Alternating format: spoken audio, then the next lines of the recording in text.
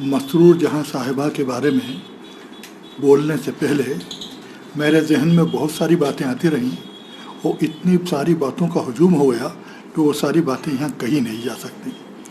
پھر بھی نقطہ آغاز کی تلاش میں اپنی نانی اماں کے پاس پہنچتا ہوں. وہ لکھنؤ کی تھیں اور اجین مالوا علاقے میں رہتی تھیں. شادی وہاں ہوئی تھی. تو لکھنؤ کے لوگ جہاں کہیں جائیں وہ اپنی تہذیب و معاشرت، اپنی زبان اور بہت ساری ایسی چیزیں لے کر جاتے ہیں اور وہ وہاں دوسرے لوگ بھی ان سے سیکھتے ہیں، بہت سی چیزیں حاصل کرتے ہیں. نانی جان کو جو شوق تھا وہ ناول پڑھنے کا شوق تھا، اور ناولوں میں جو ناول اودھ کے لکھے جاتے تھے ان ناولوں سے خصوصی دلچسپی تھی. اور اس زمانے میں اودھ کی تہذیب و معاشرت پر جو ناول لکھے جاتے تھے ان ناولوں میں 3 نام بہت مشہور تھے. پہلا نام تھا نسیم انہونوی صاحب کا، دوسرا نام تھا خان محبوب طرزی، اور تیسرا نام مسرور جہاں کا. نانی جان کو مسرور جہاں زیادہ پسند تھیں ان مردوں کے مقابلے میں، اور اس کی وجہ یہ تھی کہ پروفیسر ناصری صاحب جو ہیں، جو مسرور جہاں صاحب کے والد تھے، ان سے ان کی واقفیت تھی نانی جان کی. اچھا، گھر میں ناول آتے تھے تو میری بھابیاں بھی پڑھتی تھیں، میرے بہن پڑھتی تھیں، والدہ بھی پڑھتی تھیں میری. اور اس زمانے میں ناول پڑھنے کا شعور مجھ میں نہیں تھا، میں نے کافی بعد میں پڑھے. افسانے ان کے میں نے پہلے پڑھے، ناول زیادہ ضخیم ہوا کرتے تھے. بہرحال اس نام سے میں اسی زمانے سے واقف ہوا.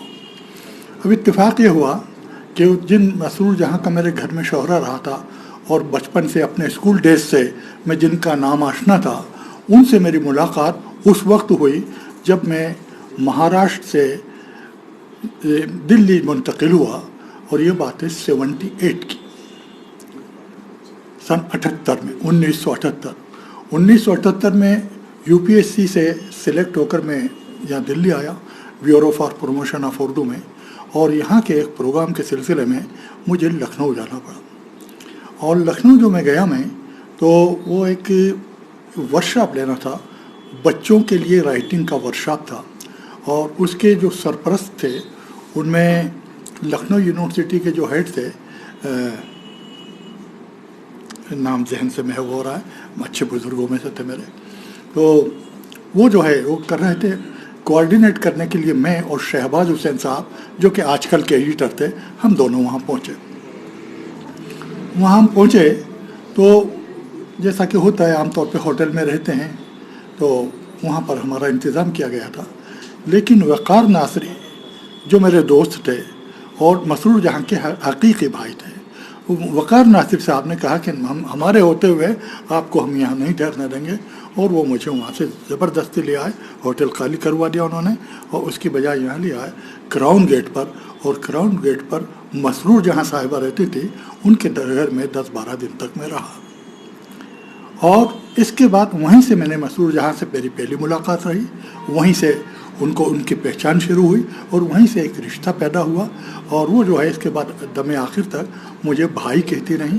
اور کئی لوگوں سے انہوں نے کہا، دلی یونیورسٹی میں کئی لڑکیاں اور لڑکے جو ہے بولتے تھے کہ صاحب مسرور جہاں آپ کی بہن ہے. میں کہتا تھا جی ہاں، کیونکہ انہوں نے کہا تھا میرا بھائی ہیں وہاں پر دلی میں. یہاں دلی جب کبھی وہ تشریف لاتی تھی وہ میرے یہیں ٹھہرتی تھی. وہ پہلے میں شالیمار باغ میں رہتا تھا، بعد میں وکاس پوری میں، تو دونوں جگہ کے گھروں میں وہ میرے یہاں ٹھہری تھی. میرے بڑے بھائی جو ہے وہ بھی کبھی کبھی آتے رہتے تھے، ان سے بھی ان کی ملاقاتیں رہیں. اور میرا ایک بھتیجا تھا، مظہر محمود نام سے واقف ہو، دوردرشن میں بڑا سینئر آفیسر تھا. تو اس کا جو پہلا تقرر ہوا دوردرشن میں، تو لکھنؤ میں جوائن کرنا تھا اسے. تو میں نے مسرور جہاں صاحبہ کے وہاں بھجوایا. تقریباً 1.5 مہینہ جو ہے مسرور جہاں صاحبہ کے وہاں رہا وہ. اور تو اس طریقے سے ایک ہمارے ریلیشن جو تھے. اچھا، مسرور جہاں صاحبہ کے جو صاحبزادے تھے محمد اسلم، ان سے بڑی دلچسپ طریقے سے ملاقات. گھر پہ ان سے ملاقات نہیں ہوئی کیونکہ وہ جو ہے اپنے مختلف دلچسپیاں تھیں اس میں لگے رہتے تھے. ایک بار میں بھات کھنڈے اسکول آف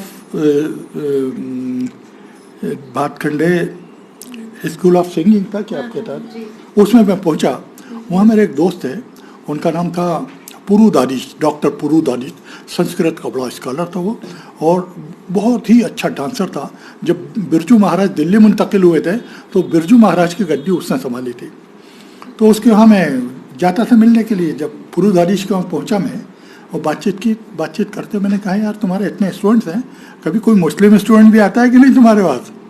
तो उसने कहा हाँ एक लड़का आता है। मैंने कहा कौन? तो उन्होंने कहा कि मोहम्मद असलम नाम है उसका, और बाद में पता चला है मोहम्मद असलम जो है मसूर जहाँ के साहबजादे थे। डांसिंग का भी शौक था, बीकॉम किया। उस वक्त तक उन्होंने मुझे अपनी कॉपी में कटिंग्स बतलाई उसकी, क्लिपिंग्स। तो तकरीबन ये समझिए कि 40-50 मज़ामीन जो हैं उनके मुख्तलिफ अंग्रेज़ी के अखबारों में, अंग्रेज़ी में ही लिखते थे, वो छप चुके थे। तो मैंने कहा यार तुम्हें तो टाइम्स ऑफ इंडिया वगैरह की जो निकलते हैं इश्तिहार, तुमने जो इतना काम किया है इसकी बुनियाद पर ही हो जाएगा। उन्होंने फिर अप्लाई किया मोहम्मद असलम ने, और टाइम्स ऑफ इंडिया के पहले दिल्ली में रखा गया उन्हें। इनका शौक़ ये था कि बड़ी ख्वाब था इनका कि इलस्ट्रेटेड वीकली में जो है वो काम करें। वहाँ से जो है अपनी राइटिंग के बल पर, अपने खुश अखलाक़ी के बल पर, बहुत ही दिलकश शख्सियत मोहम्मद असलम की थी।